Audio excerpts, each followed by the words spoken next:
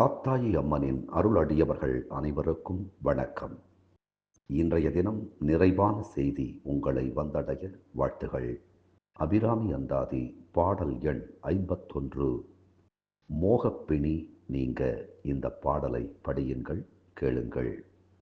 அதிகமாக ஆசைப்படுகின்ற நோயானது நீங்க இந்த பாடல் அரணம் பொருள் என்று அருள் ஒன்று இல்லாத அசுரர் தங்கள் முரண் அன்று அழிய முனிந்த பெம்மானும் முகுந்தனுமே சரணம் சரணம் என நின்ற நாயகி தன் அடியார் மரணம் பிறவி இரண்டும் எய்தார் இந்த வையகத்தே.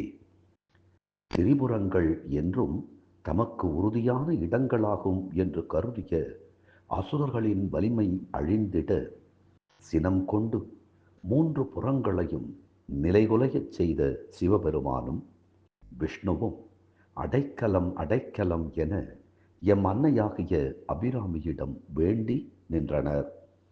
அந்த தேவியின் அடியார்கள் இவ்வுலகில் இனி மரணமடையவும் மாட்டார்கள், பிறக்கவும் மாட்டார்கள். அதாவது மரணமிலா பெருவாழ்வு எய்துவார்கள்.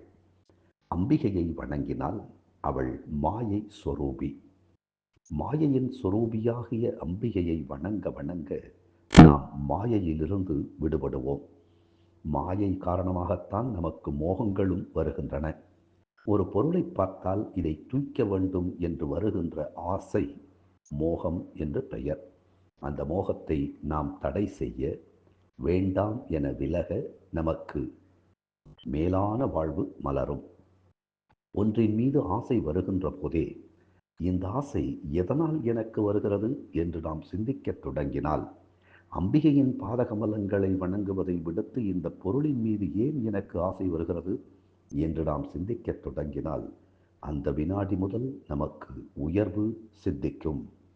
தினம் தினம் அபிராமி அந்தாதி சிந்திப்போம். அப்படியே நம்மை அணைத்து காக்கும் காத்தாயி அம்மனின் திருப்பாதங்களை சிந்திப்போம். அப்போது நம் தீய வினைகள் சிந்திப்போகும். நன்றி, வணக்கம்.